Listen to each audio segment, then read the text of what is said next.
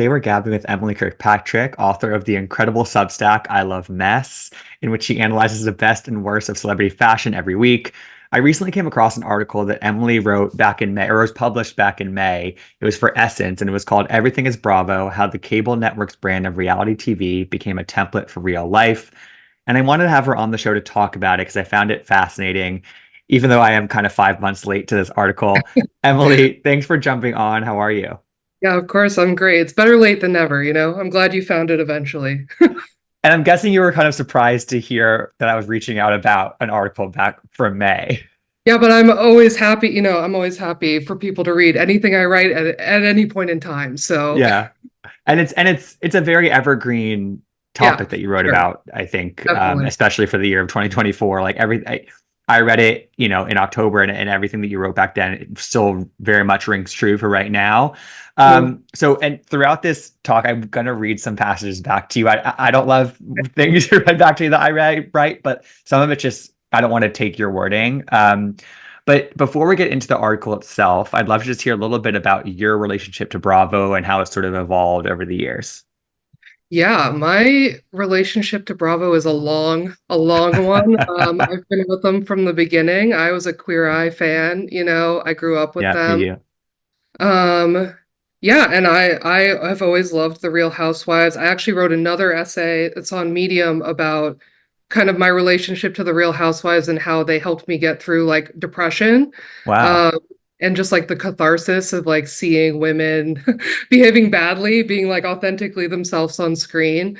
And then yeah, in I've actually fallen off in recent years, to be honest. I don't know what happened, but during the pandemic, I really let go of Bravo and I haven't been able to jump back on the train. That's But so interesting because that's kind of like a lot of the opposite of a lot of people's relationship to Bravo. Like I yes, feel like the pandemic brought so many more people into the fold, totally. Yes. into that you're the opposite. I know. And then, but lately I don't know, I see people talking about it. I'm like, I do miss like having these conversations. I do miss being a part of these communities online. So I'm open to Okay. coming to the So does fold. that mean because Salt Lake City premiered during the pandemic, does that mean I that saw you are not tapped into that? I saw the first season and I Okay. was quite taken with it, but I did not continue. And yeah, I've missed out on all the incredible, and I really kick myself for not continuing It's with never that. too late, Emily. But You also, I know, feel like your Substack, which I've been a fan of for I think towards when you started it, is thank it's you. really about kind of celebrity overall. And so maybe Yeah. that's as you kind of expanded your lens, maybe that's it's harder to tap back into some of Yeah. these more You niche know, communities. I think there's only so much trash one person Yeah, can consume at any given time. And as yeah, writing the newsletter, I am looking at so much. I am on the internet so much. I think that like my downtime has now become like trying to read a book, trying to read an art, you know what I mean? Like trying very to balance adult of you. that way. Yes, Thank you. yes. Versus having a job before the pandemic, like a full-time corporate job before. And then Bravo was like my creative trash escape. So yeah. Got it. Got it. All right. So let me read the log line for this piece, sort of the meta description. Over the last 20 years, the Bravo network has evolved from guilty pleasure to driving force in pop culture. The influence of its shows and the reality stars they've spawned have permeated society, impacting our appearance, how we communicate, present our lives on social media, and even conceptualize our own identity. We are living through the Bravo vacation of everything. Yeah. So there's a lot there, and we'll get into it. Just But like, casual, right. It's a big idea, and I think that a lot of your supporting evidence in the piece, like obviously backs it up. But what specifically were you really noticing that you were sort of connecting back to Bravo initially, and you were like, and maybe just like looking into it for a little bit, like you were like, oh, there's more here. Like it's the impact is greater than maybe I was giving it credit for. Yeah, I mean, I feel like throughout writing this piece, I constantly had those moments where I kind of thought I had plumbed the depth of like its impact or the arenas that it could be applied to in life. And then I would have like a new idea, a new thought, a new evolution. But I think one that really kind of like broke it open for me was thinking about social media and specifically TikTok and like Hmm. self-filming. And that like really obvious correlation to reality television and how we craft these characters on TV, how we like create these personas for ourselves, and that now the expectation is kind of all of us to create these digital personas, these avatars that like are our brand, are to promote us out, like I don't know. I think that's a very weird idea. No, it And is, that and it's a and lot it's for like me. where does the it's a blurred line between what that is online versus offline, who we actually, and it becomes sort of Absolutely. one with who you are too. Absolutely.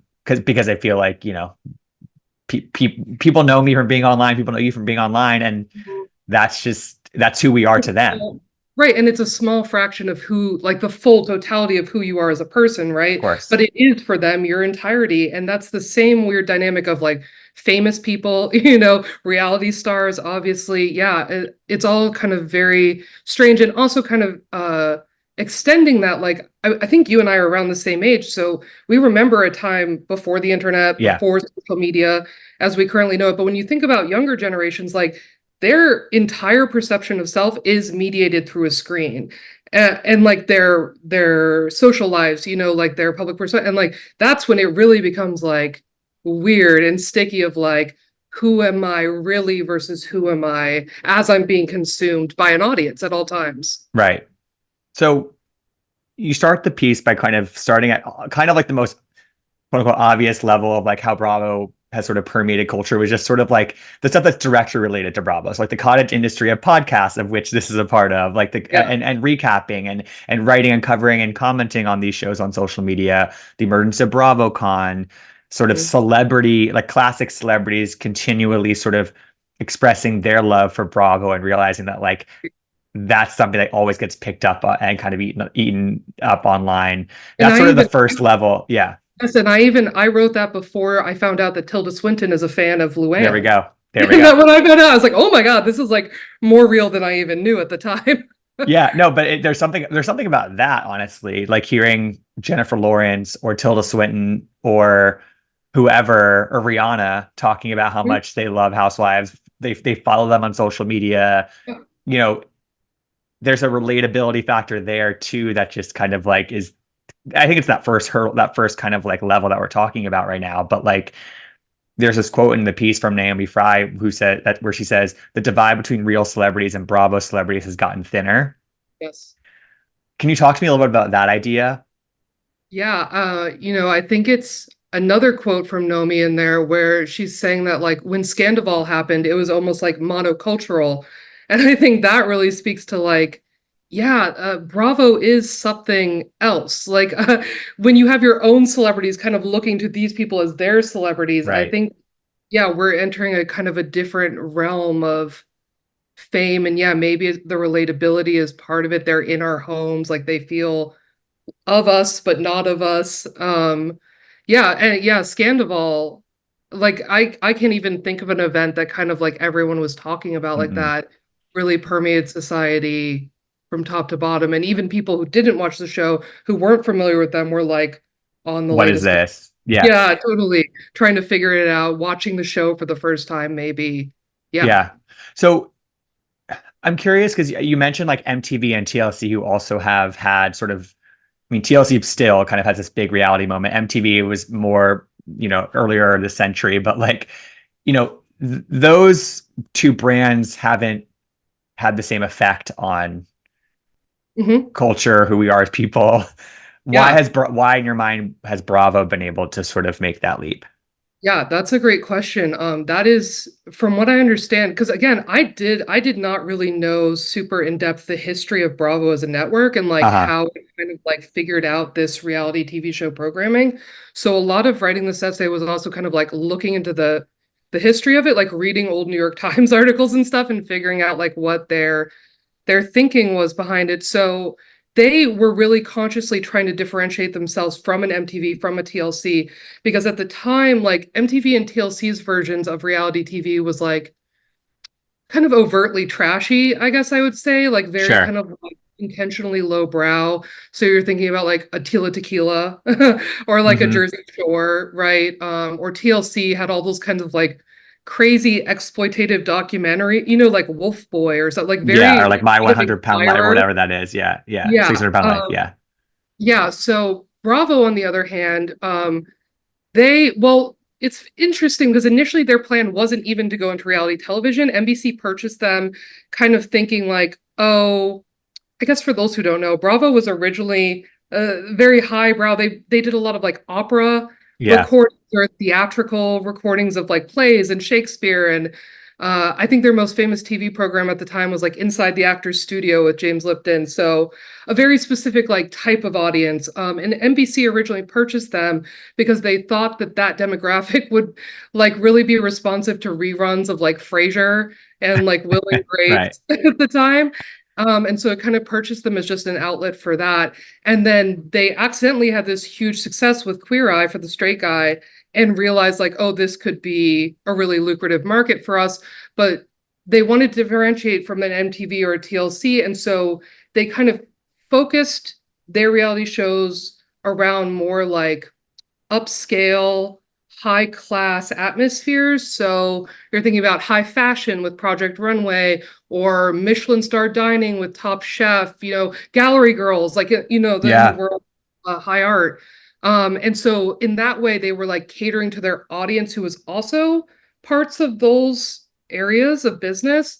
And it seems really highbrow, but actually the content is quite lowbrow. And so it's beautiful synergy of like you get to pretend that you're watching because it's really like, oh, like these people are fancy, hoity-toity, but actually it's the same repackaged drama of an MTV Jersey Shore, right? Right. Right. And I wonder if like, because I feel like with the rise of TikTok and it sort of coincided with the Kardashians and the rise of wanting to wear designer labels and kind of like Yeah, that whole trend of wanting people to know that you've spent money on something or that you kind of live yeah, this maybe aspirational, unattainable lifestyle. And maybe those two things have sort of coincided too in terms of like yeah. a huge aspect of Real Housewives is sort of upholding the aspirational aspect and Definitely. And you know flaunting the wealth like that and being like, oh, I just bought how expensive were those sunglasses? I can't remember. But you know what I mean? 25,000. Exactly. It is about this really ostentatious wealth. And you do look at a TikTok today and you find that same, shopping hauls, right? Showing off what all the stuff you just bought. Oh, here's my Birkin collection. Like, here's my 500 perfumes that are all going to expire before I ever wear them. Like, there is this kind of like emphasis on conspicuous consumption that really does work in that medium as well as reality Right. TV. Right. And there's this point that you make sort of midway through the piece about sort of the early big Bravo stars. So like Bethany Frankel is probably the biggest example of Sure. this, but like you say that they were sort of the harbinger of what social media would soon turn so many of us into for less money and notoriety. So like Yeah. Bethany basically, I mean, and we admired this hustle for so long. Like she would do anything and everything to make a name for herself. And Yes. she was always the underdog. We were rooting for her. I think that phase of her public persona has passed, but like that was aspirational in and of itself. Like she achieved like a version of the American dream, I would say. Like she was completely self-made. And now, in some ways, like everybody wants to be like in the same way that so many housewives want to replicate the Bethany Frankel formula, Yeah. so many just like general social media users kind of want to replicate that same idea. Definitely. Definitely. And I also think, yeah, it's also interesting, as someone who's been there from the beginning of the birth of these franchises to now, that the attitude shift, because I mean, when you think about how people used to talk about reality stars or even wanting to be on reality television, right? It was like, oh, these people are fame hungry and desperate and like classless, whatever. And now it's like, oh, actually, when we all got like access to, an audience, when we all got cameras in our pocket, it turns out we would all do exactly the same thing that they would do. Like when you lower the Right. threshold for entry, suddenly everyone wants to follow the same mode. Everyone wants to be famous overnight. Everyone wants to log on to TikTok and sell products to other random people. Yeah, we're just kind of proving that like that is kind of the real American dream at the end of the day. Right. And one of the things that really interests me was the sort of aesthetic portion and sort of like the where you're talking aesthetic and appearances and just sort of like the idea that now sort of because on Real Housewives they're in glam for every single scene or they've gotten glam for every single scene essentially because of the Kardashians who have done the same thing they'd always done glam either during or right before filming for their show, especially in the past 10 years. Like now the everyday person thinks that way. Like now the Yeah, everyday person puts on a full face of makeup this is generally speaking, before going out and having their Saturday. Like I walk around Soho sometimes. I brave Soho on a Saturday, and it's like there are people in like full head to toe, like Instagram ready Yeah. outfits that when I moved here in 2015, that wasn't really happening. It's there's a distinct difference there, and that's you make a through line directly to reality TV and Bravo and the Kardashians as a Mhm. reason for that. Yeah, yeah, and I think it's like a multifaceted too, because it's like you're also talking about like a time now where we're so aware of like being perceived at all times, and also that like you could literally end up on camera at all times, just like A we man on the talked about street kind of Brave person. Soho. Yeah, braving Soho, all those TikTokers like, I got one question for you, like Yeah, you could literally be viral because of some random person's video. So people are very more aware of how they're presenting themselves, what they might be perceived of. But then also it's like, yeah, with the Kardashians and the constant glam, it's they literally introduced a whole new vocabulary of like how one does get their makeup done. Like contouring was not even a concept right. in any regular No, person's it's all mind. because of them. Right. Right. And it's all also, I think, important to point out, it's all studio makeup. Like it is all makeup that's meant to be consumed on camera because that's how it looks best is on camera, not actually in real life. And then we've all kind of adapted their same beauty practices, even though for a large portion of that, we weren't living our lives on camera as well. But now we are. And I don't know, it's very interesting. And the same with the outfits, I think celebrities in general, but also obviously specifically housewives, because I think we identify more closely with reality stars than we do celebrities. Like we Definitely. understand celebrities are aspirational, but for some reason we don't understand reality stars are, even if they're multimillionaires. We're like, oh, they're just like Yeah. us. But seeing them constantly every day a new outfit, right? Every day fresh off the rack, fresh off the runway, like never repeating things. I do think that changes the way a general public thinks about their clothing or how often they're supposed to wear things or how often they should be participating in trends or new things. And you even see that, I think, with Sheen hauls and stuff. It's like clothing has become very disposable, right? Like it is kind of like one time wear, one time use. And then, well, I've been photographed in it, so I couldn't possibly ever wear it again.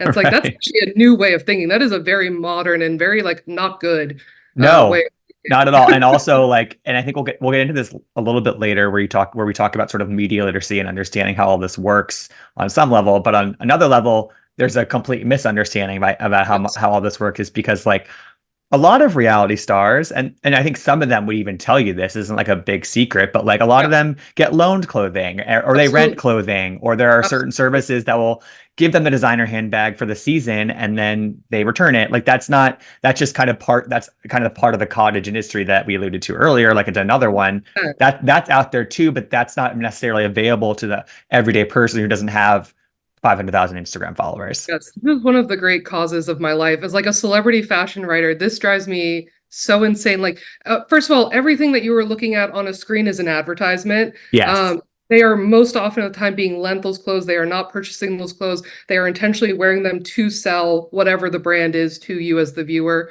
And yeah, it's the same with celebrity. People think you get all these stories that are like, oh, so and so wore like $10,000 jeans. It's like, well, she didn't purchase them. Like they may be retail 10,000, but she has certainly never paid a dime for them. So it's not, I don't know, it's not the saga that people make, or they'll be like, oh, she's wearing like, $1 million worth of diamonds. Those are loaned. They For the did not, night. Right, yes, the exactly. night. And there are security guards on all sides of her making sure those don't go anywhere, No, you know? exactly. And it's not that's not to say that these people can't afford to pay for those things, but Totally, but like they're not they don't buying it have at to. a clip. They Yes, don't and have people to. think it's this constant churn of fashion or jewelry or whatever. And it's like they are not purchasing at the rate that they are wearing. Right, exactly. Um, Another quote that I want to read to you, it's a different idea, but you say, if reality TV has taught us anything over the last 20 years, it's that it's always more lucrative to play the villain than the hero. Screen time is screen time, and without the antagonist, these shows and social media platforms wouldn't have any of the drama or action that makes them such a perennial topic of conversation.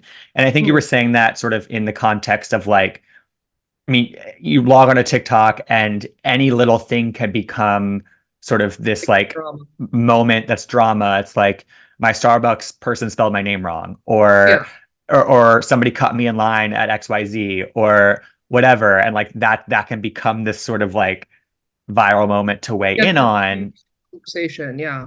Yeah, But and it's also yeah, like beyond that, it's both that you can like, I mean, TikTok invented the word itself. It's main character syndrome, right? Which is yes, every reality star that's ever been on television has that exact sickness, you know?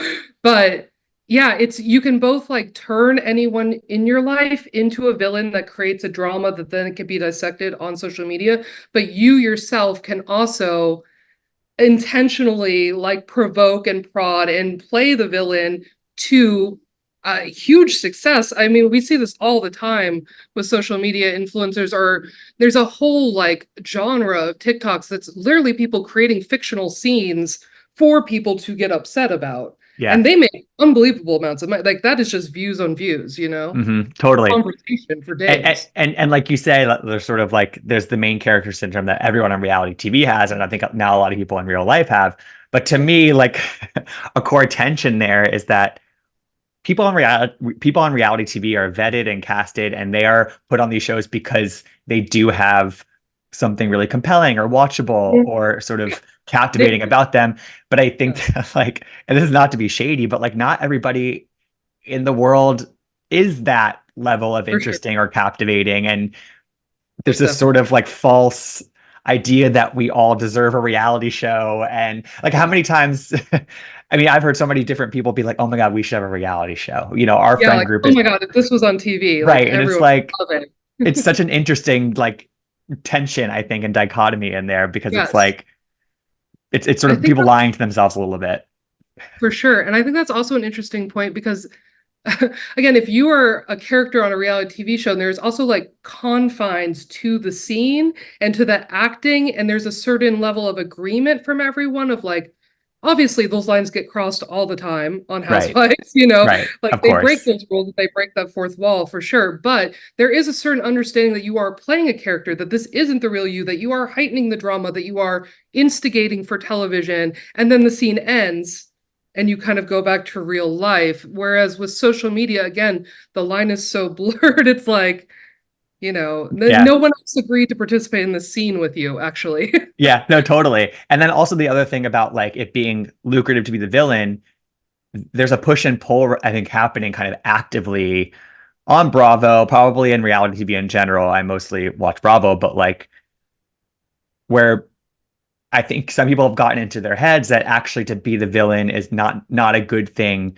long term because it makes them less brand friendly and it makes them Yes, less definitely. whatever, which I think there's probably some truth to that, right? But also sometimes the villain is the character that kind of lives on for the longest and has the greatest impact. And ultimately, I mean, we've seen the return of the villain thing with like House of Villains on E, where like it kind of proves your point. It does ultimately pay to be a really good villain because that's who people We remember. like that.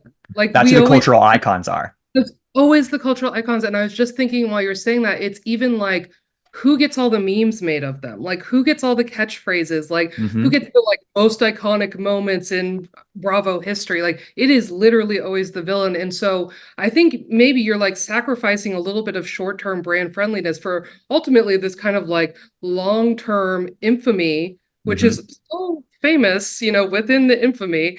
And ultimately, yeah, you come back around, the brand deals come back around, the opportunities for television will always come back around. You make up the money on the back end, I think. Right, right. Well, Oh, making huge ratings in the yeah. process. Well, that was a question that I wanted to ask you, which is like a lot of the things that you outline in this piece, which I think are all really accurate, a lot of it's such short-term thinking. It's like short-term virality, immediate Yes. kind of the immediate hit of engagement and like maybe some, creator program TikTok money that comes in. But like ultimately, like I don't, I feel like a lot of this is people don't think in the long term. They're not thinking like, okay, where's this going to get me in 5 or 10 years? Like, how am I going to be able to maintain this level of fame or kind of slowly increase it because that's more Yep. sustainable and will again in the long term will pay you. But like, is there a blueprint for that in 2024 that you've seen in terms of like the longer term? Because yeah, there are reality stars who have been on TV for over 10, 15 years, and a lot of them are on Bravo, those sort of longer running people. But like one thing I think about is sort of like the opposite of all of this, which is like pulling back from from overexposure, pulling back from TikTok and social media. That's where some of like the young rising movie stars, like that's what they all do. It's like Mhm. Timothy Chalamet and Zendaya and Jacob Elordi, like most of their social media presence is just like branded deals, and like you don't really see any of their real Very life on completely. Instagram Yeah. anymore. Yeah, and I think that's the luxury of being a celebrity in traditional media is I Right. think that's like the new elite, the new form of, because reality stars and influencers are like filling the rest of the space. I think they're trying to differentiate themselves by being like, oh, we don't like participate in that. Oh my God, I'm on a TikTok, like so cringe, Uh-huh. whatever. But for the rest of the influencers, yeah, I agree. They're all kind of banking on having the longevity of a 10-year, I don't know, Ramona singer Right. or something, Right. without kind of the stability of a network support behind them.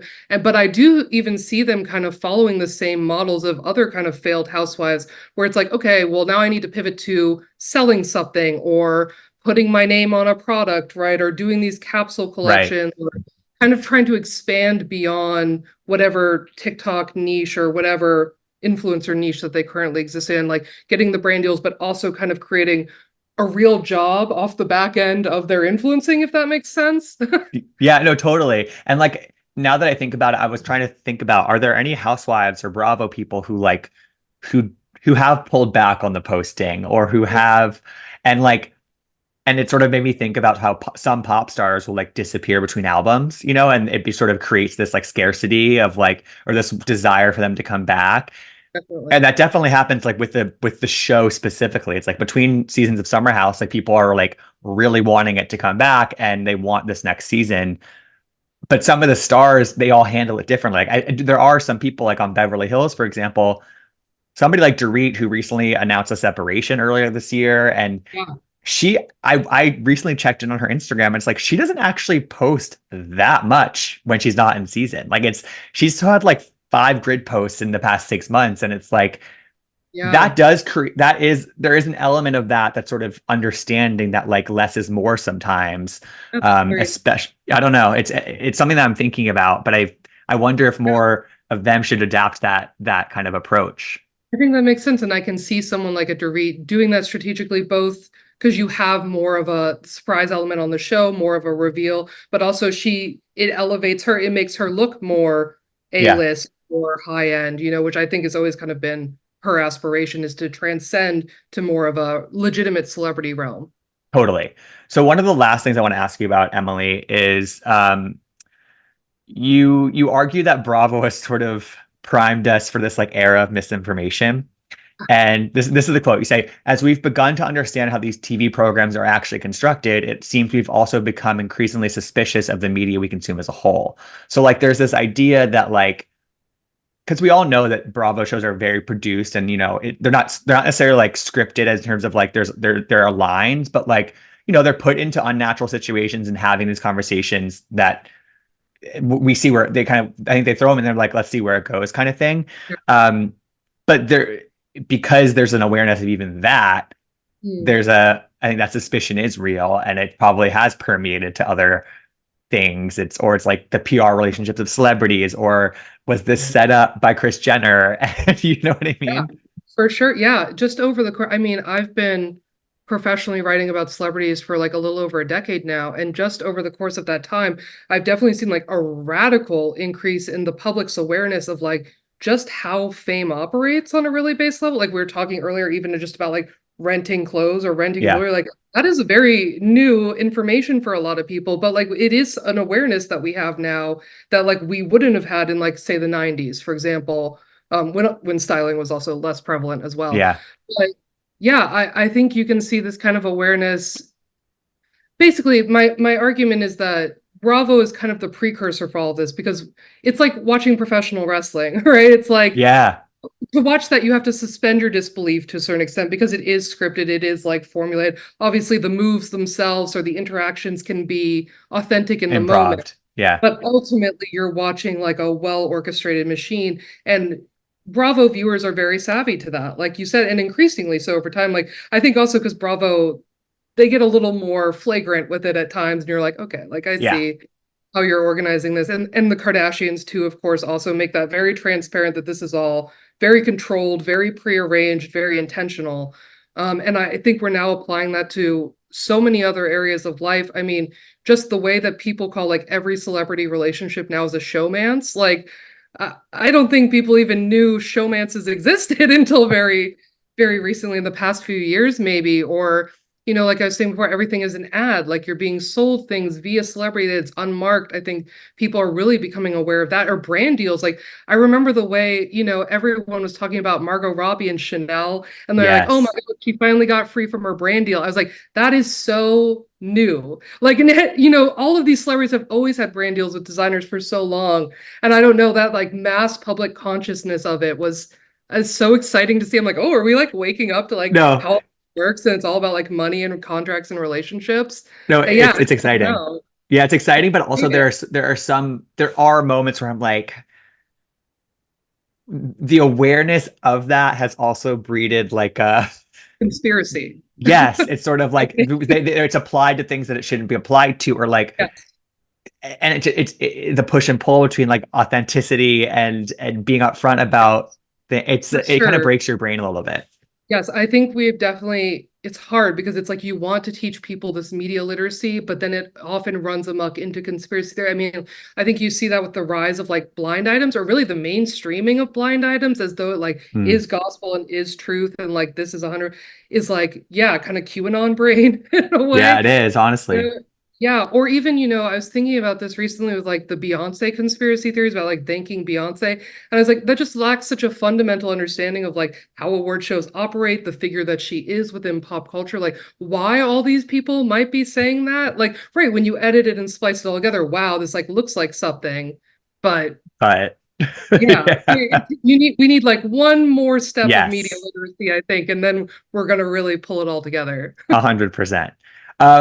So to end this, I think we mentioned her a couple times throughout our conversation, but Bethany Frankel is somebody who I feel like kind of taps into a lot of these different things that we've talked about because, again, she's kind of gone from this figure we root for on reality TV in the confines of Bravo. She broke out of that, kind of And I would also spurned say, it. like, look at how successful she is on TikTok as well. Like, I was bringing up TikTok. kind of proof that the medium like transcends and like one applies directly to the other. Like, she's very good at like love her or hate her on there. Like, she is She's getting everywhere views on there. and making a ton of money. Yeah, setting trends. She's everywhere. Exactly. And it's sort of, and even literally for the past like 2 years, even I've just been like, oh my God, like rolling my eyes at the Bethany TikTok of it all. Yeah.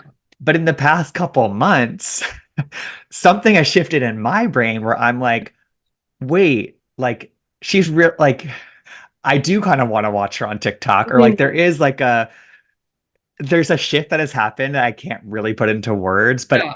I'm less like repulsed by it, and I'm more That's I'm very I interesting. it's That's I don't also know. very like that's also very Bravo brain of you and also kind of goes against the like pulling back on social media aspect for this type of celebrity because I do think like part of the Bravo formula is like relentlessness. Like if Hmm. I just put myself in your face often enough, like I'm not only on your TV, I'm on Broadway, I'm on the grocery store shelves, like eventually you're like do I kind of like this lady? Like, is she kind of camp? Like, is she kind of fun? Like, are we all having a good time? Like, I do think that is part of the strategy ultimately. 100%. And that happened to me with the Kardashians. And earlier in my career, like I was covering celebrities every single day. And obviously they in like 2016, 2017, they were at the kind of Everywhere. the height of their powers. And I don't know about you in terms of covering celebrity, in terms of like how your relationship, how it affected your relationship with some of these people. But like for me, it endeared me more to them and it made me sort of think more positively about them just because Yeah, of like, of how much I was being exposed to them, basically.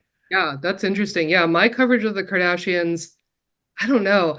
I'm obsessed with them just from like a theoretical standpoint. Right. Like they embody modern fame in such a perfect, interesting way. Like they're very good material to study how American fame works and how it's manipulated.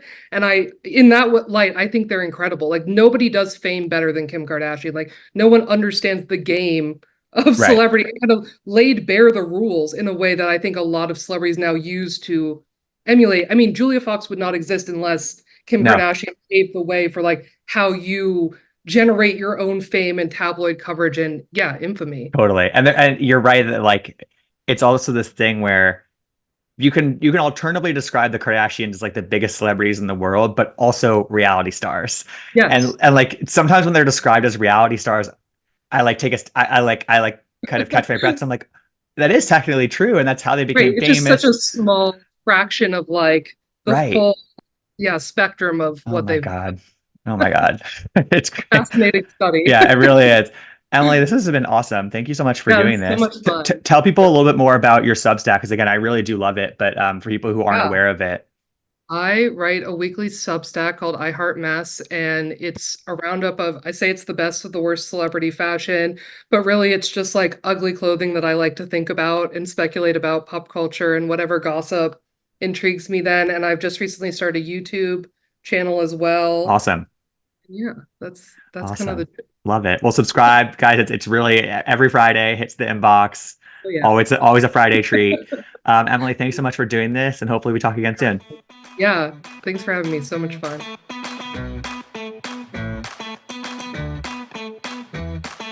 I want to gab.